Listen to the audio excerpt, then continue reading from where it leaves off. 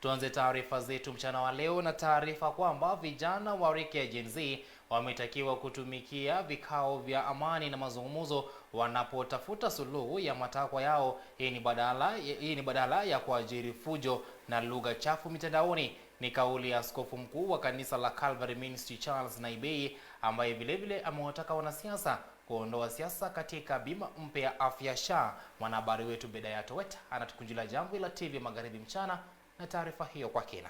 Akizungumza baada ya kuwalisha waumini chakula cha kiroho kilichoangazia masuala tata ya familia,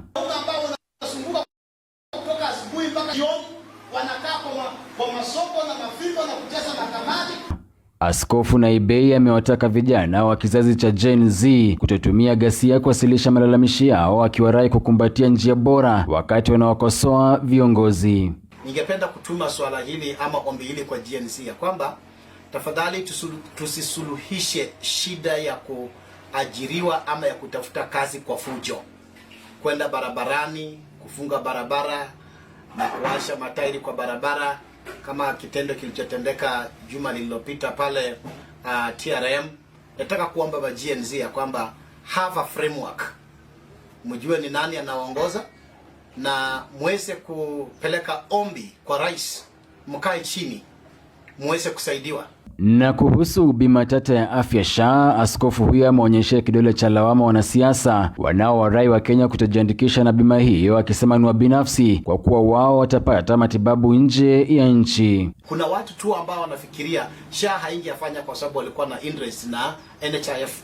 Mimi ningependa kuwaomba viongozi wa taifa la Kenya kwamba tuunge SHA, tuadvertise SHA, kwa sababu ninyi viongozi mko na nafasi, mko na insurance cover. Mkigonjeka leo mtatibiwa katika nchi za ng'ambo, na huyu mwananchi wa hapa kawaida ambaye haelewi, hana uwezo ya kupanda ndege, tafadhali muwaelekeza watu wajiregister kwa SHA.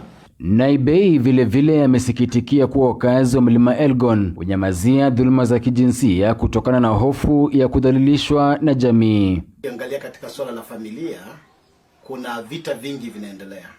Wanaume wanapiga wake zao, cases chache zinaripotiwa na nyingi haziripotiwi. Na pia wake wanapiga waume zao na waume pia hawaripoti za cases. Ombi langu ni kwamba watu waishi kwa kupendana na waache kupigana, kwa sababu wanapopigana familia zinaumia, watoto wanaumia, maendeleo pia katika taifa letu la Kenya inashuka chini.